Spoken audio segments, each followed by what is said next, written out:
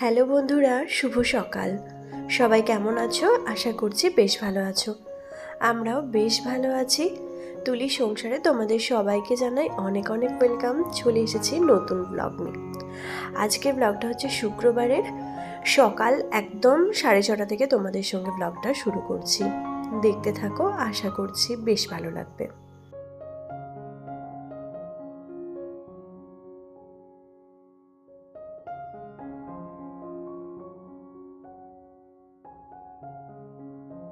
তো ভিডিও শুরু করার প্রথমেই রয়েছে তোমাদের জন্য একটা ছোট্ট টিপস, যেটা হচ্ছে এই যে এখন সকালবেলা আমি ইন্দুসোনার জন্য টিফিন রেডি করছি।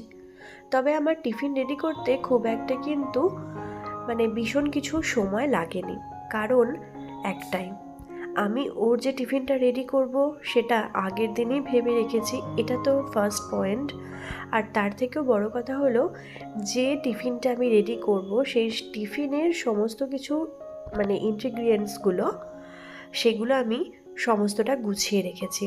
এই যেমন ধরো সবজি, সেটা আমাদের সকালবেলা ঘুম থেকে উঠে সবজি কাটতে একটু বিরক্তই লাগে, একদম ফার্স্ট মর্নিংয়ে।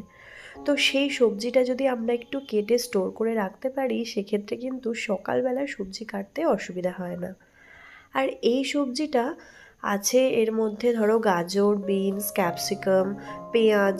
তো পেঁয়াজটা অ্যাভয়েড করে তোমরা যদি এই সমস্ত গাজর, বিনস, ক্যাপসিকাম বা বাঁধাকপি এই সমস্ত সবজিগুলো কেটে একটা কন্টেনারের মধ্যে রেখে দিতে পারো, যে কোনো ধরো একটা স্পেশাল অমলেট বানালে, বা তোমরা এই যে ওটস অমলেট বানালে, বা তোমরা বেসনের চিলা বানালে, যে কোনো কিছু একটা হেলদি ব্রেকফাস্ট তোমরা কিন্তু অনায়াসে তৈরি করে নিতে পারবে।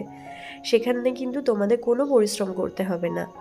আর ওটসটাও আমি একটুখানি ড্রাই রোস্ট করে নিয়ে তারপর সেটাকে আমি মিক্সিতে একটা গুঁড়ো করে রেখে দিয়েছি। সেই দিক থেকে এই দুটোতে আমার একদম ঝক্কি, ভীষণ একটা ঝক্কি নেই। তো সকালবেলা ঘুম থেকে উঠে আমাকে চিন্তা করতে হয়নি যে আমাকে সবজি এখনই তাড়াতাড়ি কাটতে হবে বা আমাকে সমস্তটা রেডি করতে হবে। এই একটা ছোট্ট টিপস তোমাদের সঙ্গে শেয়ার করলাম, করে দেখো, অবশ্যই তোমরা কিন্তু একটা ভালো রেজাল্ট পাবে।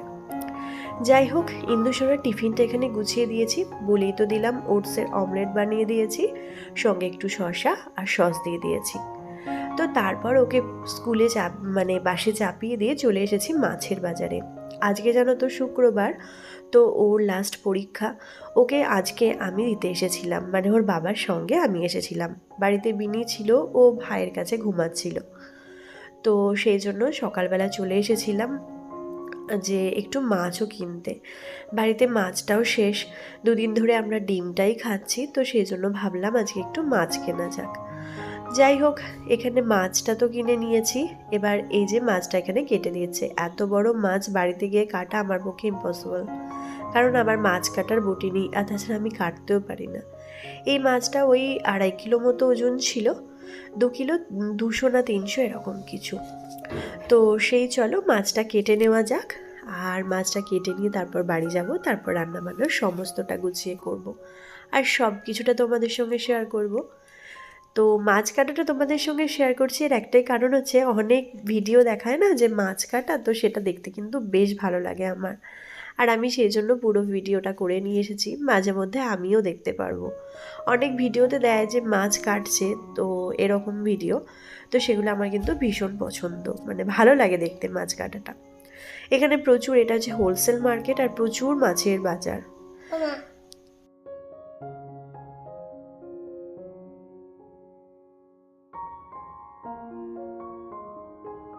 সকালবেলা যেহেতু বাড়ি থেকে বেরিয়ে গেছি, তো তারপর এসে কিন্তু বেশ কিছু কাজ ছিল, যেমন ধরো বিছানা টিছানা গোছানোর ছিল, সেগুলো করেছি। আর সঙ্গে হচ্ছে জামা কাপড় যেগুলো কাচতে হবে সেগুলো মাখানোর ছিল, সেই সমস্ত কিছু করে নিয়ে দেখলাম এখনও বিনিশোনা ঘুম থেকে ওঠেনি, তো আমার হাতে একটু সময় আছে। যে গ্রসারি জিনিসগুলো আমি কন্টেনারে ঢালবো বলে সমস্ত ঠিক করেছিলাম, তো সেগুলো তো ঢালাই হয়ে ওঠেনি। তো এই মুহূর্তে হাতে বেশ কিছুটা সময় আছে, তাই ওই সময়টা এই কাজেতেই লাগিয়ে দিলাম। সমস্ত যে গ্রসারি জিনিসগুলো আমার প্রত্যেক দিনের লাগবে, আর যেগুলো শেষ হয়ে গেছে সেগুলোই শুধু ঢালবো, তো সেগুলো এখানে সমস্তটা ঢেলে নিচ্ছি। আর বেশ তাড়াহুড়োই করছি, দেখতেই পাচ্ছ। আসলে তাড়াহুড়ো ব্যাপারটা ঠিক নয়, আসলে সকালবেলাতে তো একটা কাজের চাপ তো থাকে, রান্না টান্না সমস্ত কিছু মিলিয়ে। তো সেটা সব কিছুই করব। ওদিকে সবজি সমস্ত কিছু কেটে রেডি করে রেখেছি, রান্না টান্না করব।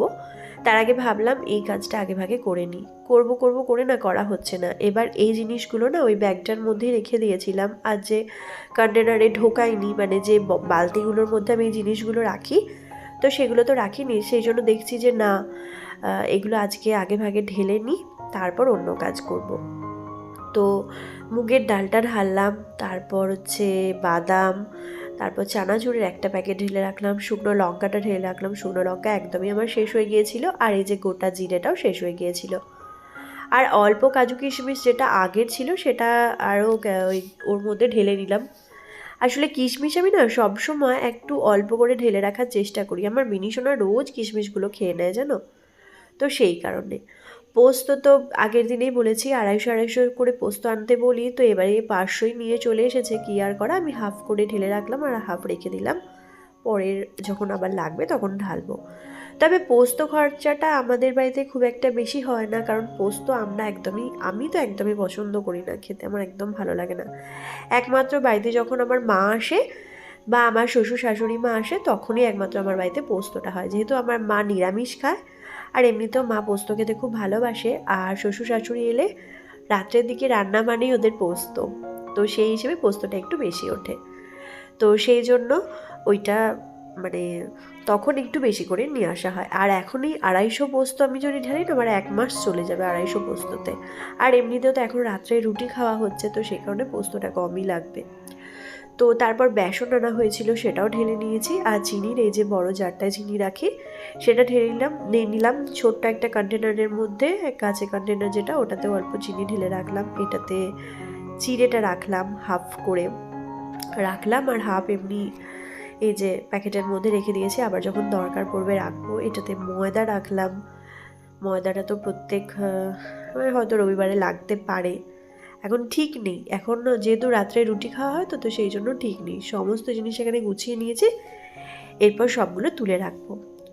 তো তারপর কালকে রাত্রে ডিম এনেছিল, ডিমগুলো মানে কয়েকটা ডিম ছিল বাড়িতে, তো তারপর আমি বলেছিলাম ডিম আনবে। আর এখন কি বলতো, আমরা প্রত্যেক দিন না সকালে একটা করে ডিম সেদ্ধ খাই, তো সেই জন্য ডিমটা একটু বেশিই লাগে। এমনি তো আমাদের বাড়িতে ডিমটা একটু বেশিই হয়, তো সেই জন্য ডিম লাগে। হয়তো রাত্রেবেলা একটু ভাত খেলাম, একটু ডাল ভাত খেতে ইচ্ছা করলো, সেক্ষেত্রে আমরা ডাল, আলু সেদ্ধ, ডিম অমলেট এরকম করে খাই।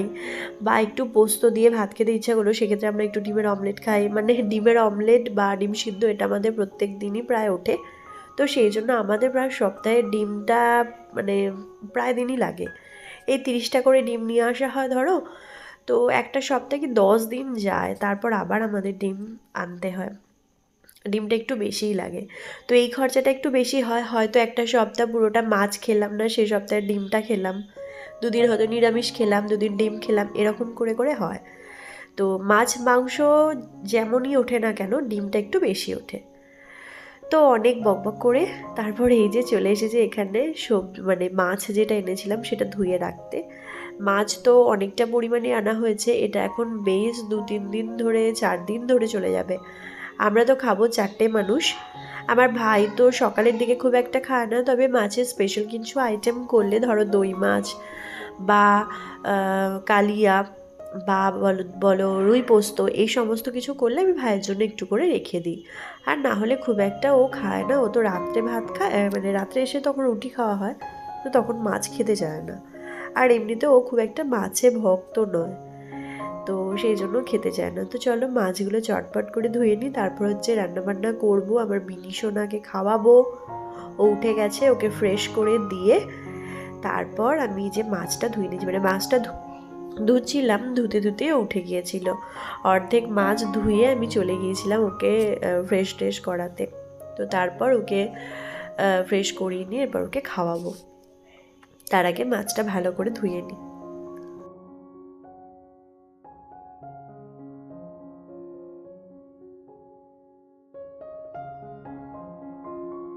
আর একটা কি জানো তো, মাছ আনার পর সেই মাছ ধুয়ে তারপর সেই জিনিসগুলো মানে মাছগুলো প্রত্যেকটা দিন কিভাবে রান্না করব সেই জিনিসগুলো এক একটা জায়গায় কন্টেনারে ভরে ভরে রাখা, সেটাও কিন্তু একটা ভীষণ বড় হেডেক।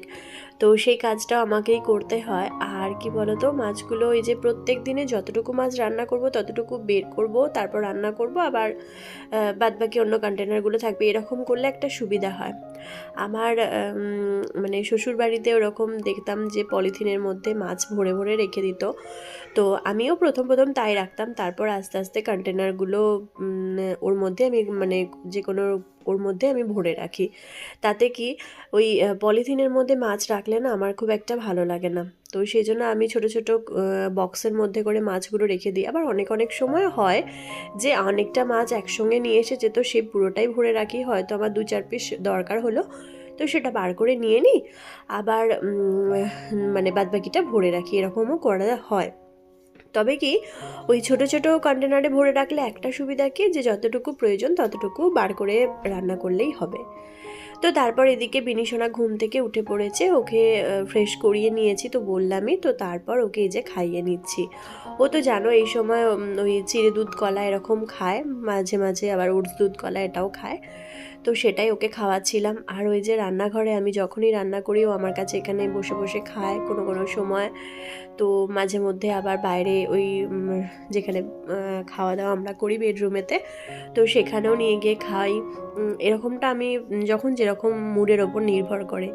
এবার এক এক সময় খেতে চায়, এক এক সময় খেতে চায় না, কিছু সময় বলে যে একটু ফোন দেখবো, এবার তখন ফোন দেখার নাম করলে আমি ফোন দেখে কখনোই খাওয়াই না। ফোন দেখার নাম করলে আমি ওই হয়তো একটু ঘুরিয়ে দিলাম, মানে একটু বেরিয়ে নিলাম বা একটু কোলে করে নিয়ে খাওয়ালাম, এরকম করে করে ওর মুডটা চেঞ্জ করে করে খাওয়াই।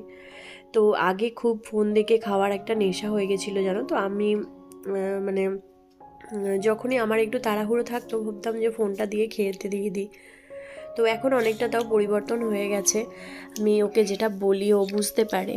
তো এরকম করে করে বেশ কিছুদিন ওরকম জিনিসটা হয়েছিল। তো বাচ্চারা তো মাথার মধ্যে যখন যেটা আর কি হয়, মাঝে মধ্যে ওইটা করে, আবার মাঝে মধ্যে পরিবর্তন হয়ে যায়। তো সেরকম মাঝখানে কিছুদিন ওরকম হয়েছিল, তারপর এখন পুরোটাই পরিবর্তন হয়ে গেছে। তো এই যে দেখো ওর মোটামুটি খাওয়া দাওয়া হচ্ছে, সঙ্গে আমার সঙ্গে গল্প টল্পও হচ্ছে, অনেক গল্প করছে। আর এদিকে আমার রান্নাবান্না সবটাই প্রায় কমপ্লিট করে নিয়েছি অফ ক্যামেরাতে, তোমাদের আর দেখানো হয়নি। এখন হচ্ছে কী কী রান্না করেছিলাম সেটা দেখাচ্ছি। প্রথমে এটা হচ্ছে লাউ শাক দিয়ে আলু দিয়ে পোস্ত, যেটা কিনা আমাদের গাছের লাউ শাক। তো একদম একটা ছোট্ট মতো ডগ তোমাদের দাদা কেটে দিয়েছিল, তো সেটা দিয়ে একটু পোস্ত করেছিলাম। লাউ শাকের পোস্ত খেতে না আমার ভীষণ ভালো লাগে, তো সেটা করেছিলাম। আবার চচ্চড়ি মানে একটা তরকারি মতো, ওটা খেতেও বেশ ভালো লাগে। তো আজকে পোস্তই করেছিলাম, একদম সরু কচি ডগটা ছিল ওই জন্য। আর সঙ্গে উচ্ছে ভাজা করেছিলাম, আসলে শুক্তো করছিলাম। তো শুক্তোতে যেই উচ্ছেটা হয় না, তো ওই উচ্ছেটা আমরা শুক্তোতে মাঝে মধ্যে মেশাই না, আলাদা রেখে দিই যদি বাচ্চারা খেতে চায় না চায় সেই কারণে। তো আজকে উচ্ছেটা আলাদাই রেখে দিয়েছিলাম, ওটা অল্প একটু আমার আর আমার হাজব্যান্ডের দুজনের। তারপর যেটা টমেটো চাটনিটা তো আছেই, এটা কালকে রাত্রে করা হয়েছে, তো সেটা আছে। একটা একটু বেশি করেই করে রাখি টমেটো চাটনি, কি অনেক দিন মানে বেশ কয়েকদিন ধরে চলে যাবে সেই জন্য। আর এটা হচ্ছে কাঁচা মাছের ঝাল, এই যে মাছের ঝালটা দেখতে পাচ্ছ, এটা হচ্ছে আজকে কাঁচা মাছের ঝাল করেছি, মানে একদম টাটকা মাছ, তো কাঁচা মাছের ঝাল করলে না খুব ভালো লাগে। আমার শ্বশুরবাড়িতে এটা ভীষণ করে। তো প্রথম প্রথম আমার মনে হতো কীরকম একটা আসতে হতো, গন্ধ লাগবে এরকম কিছু, কিন্তু তারপর খেয়ে মনে হয় যে খুব ভালো লাগে। আর সব থেকে কী বলো তো, আমি না মানে কাঁচা মাছের ঝাল করলে খুব একটা পরিশ্রমও করতে হবে না, সেই জন্য আমার মনে হয় টাটকা মাছ নিলে একটু কাঁচা মাছের ঝাল করলে খেতেও যেমন ভালো লাগে, পরিশ্রমটাও কম হয়, দুটোই। তো সেই দুটো। আর হচ্ছে এটা শুক্তো হয়েছে, একদম ঘরোয়া একটু মশলা দিয়ে, একটু সর্ষে বাটা দিয়ে করেছিলাম, আর সঙ্গে হচ্ছে একটু ভাজা মশলা দিয়েছি। এই হচ্ছে আজকের রান্না। তো চলো খাওয়া দাওয়া করি, আর আজকের ব্লগটা এখানেই শেষ করছি। কেমন লাগলো অবশ্যই জানিও। সবাই ভালো থেকো, টাটা।